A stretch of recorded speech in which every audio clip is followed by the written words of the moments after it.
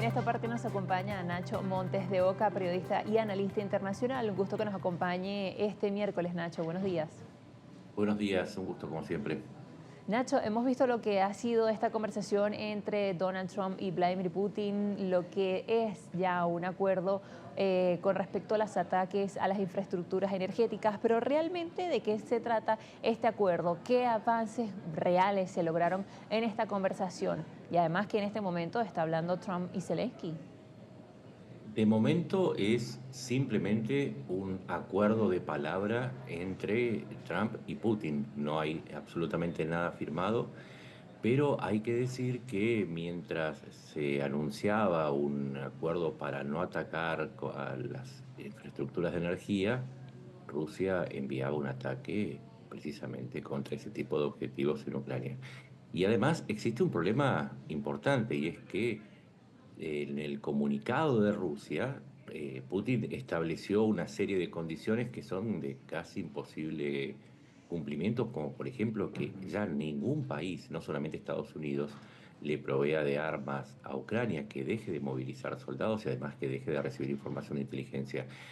Trump podría cumplir con ese compromiso, pero ¿cómo hacer para que los cumplan los países europeos que, en el caso de Francia y Gran Bretaña, ya dijeron que van a seguir suministrando armamentos? Así que de momento, más allá de la conversación que pudieran tener Trump y Zelensky, lo que pide Putin no puede ser otorgado, así que las negociaciones necesariamente van a seguir.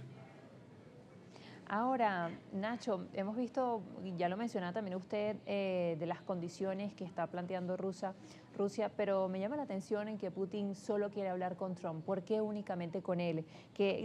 ¿Cómo se dice? ¿Qué tiene él que no tenga otro? ¿Por qué no con la Unión Europea? ¿Por qué no directamente con Zelensky? ¿Por qué es únicamente con él e incluso de manera directa?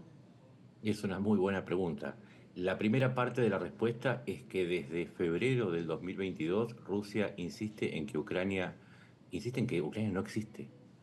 Dice que es parte de Rusia, que es parte del legado de Rusia, y además no reconoce a Zelensky como presidente de Ucrania porque dice que debieran haberse hecho elecciones en mayo del 2024, cosa que es imposible porque la constitución ucraniana impide elecciones a partir de la ley marcial, la aplicación de la ley marcial en tiempos de guerra impide hacer elecciones, de manera que no reconoce ni siquiera la existencia de Ucrania ni de sus autoridades. Pero además no habla con Europa porque encuentra en Europa un interlocutor extremadamente negativo. Donde está encontrando a alguien con quien hablar es en Estados Unidos con Trump a partir del 20 de enero, porque con Biden no tenía ningún tipo de relación. De manera que Putin está hablando con quien puede, con quien le deja hablar y con quien se permite. Recordemos que Rusia agredió a Ucrania y a partir de ahí nadie quiere hablar con Putin, solamente le están pidiendo que abandone la invasión. Esa sería la explicación larga y más razonable. Ahora, Nacho, ¿cómo se imagina usted y cómo queda también la imagen de Donald Trump en este momento donde quizás puede ser muy pronto para hablar de eso, pero que hasta el momento no ha logrado un verdadero acuerdo entre Ucrania y Rusia y además era el hombre que en campaña decía que era un conflicto que él podría terminar en 24 horas? Claro, después tuvo que salir el asesor principal a decir que nunca dijo cuándo empezarían esas 24 horas. Evidentemente, la imagen de Trump está siendo dañada, lo demuestran las encuestas.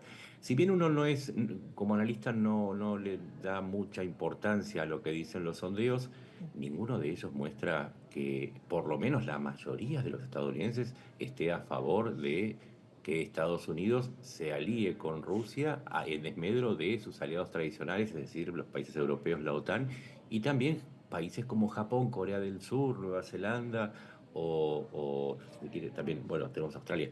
Todos estos países están apoyando a Ucrania.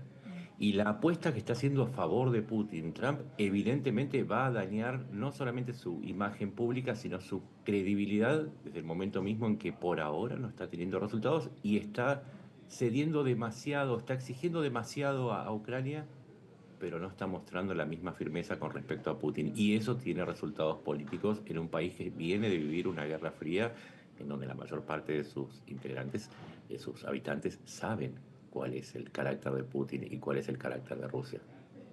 Sí, el poder de influencia también que tiene Estados Unidos y que es una de las características también de lo que es una potencia mundial. Y estamos hablando, por supuesto, de Estados Unidos, de Rusia, que también, como usted lo menciona, la imagen que tiene también Rusia. Además, hablábamos también de los aliados, digamos, históricos de Estados Unidos y durante las últimas semanas hemos visto cómo la Unión Europea también ha movido fuerzas para el rearme. Incluso hace minutos presentábamos que el bloque europeo ya dio a conocer lo que será su plan para ayudar a los países del bloque, lo que es el rearme y todos estos llamados a poder defenderse sin Estados Unidos. Exacto.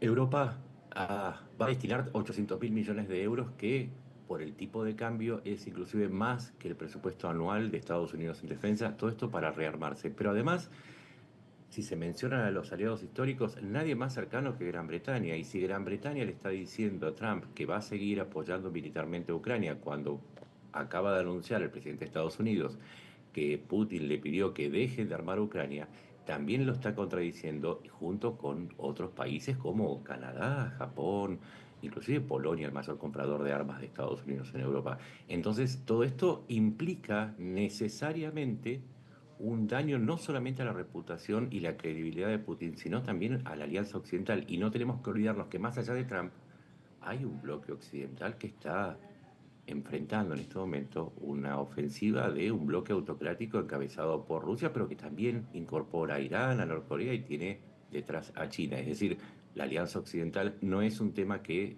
tengamos que dejar de lado. Quizás es más importante que la reputación del presidente de los Estados Unidos.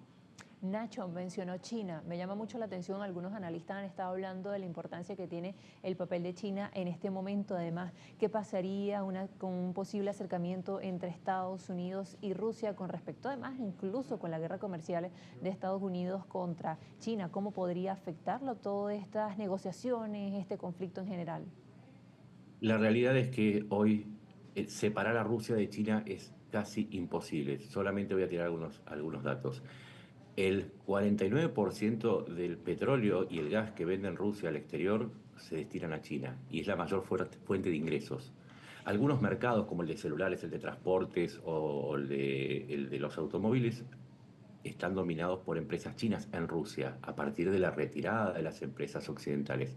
Querer separar a China de Rusia o Rusia de China es casi un imposible porque no es que Estados Unidos pueda reemplazar a su vez a China porque las sanciones de Estados Unidos pueden levantarse, pero las de Europa no. Es decir, ir por un mercado de 149 millones de personas para desdeñar a uno de 664 millones, que es la suma de Europa y sus aliados, no parece una estrategia del todo inteligente, sobre todo porque a China le interesa mucho más mantener a Rusia y a Rusia mantener a China de lo que puede ofrecer Estados Unidos en este momento con una política que además, vía aranceles y proteccionismo, no pareciera ser muy seductora para Putin.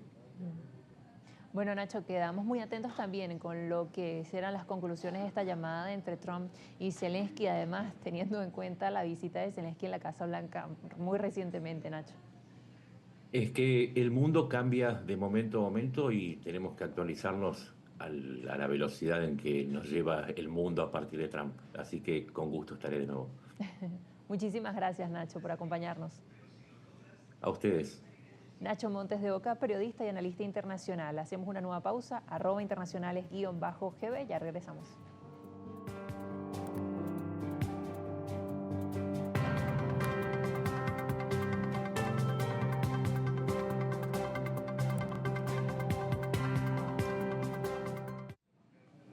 ¿Sí? Nacho.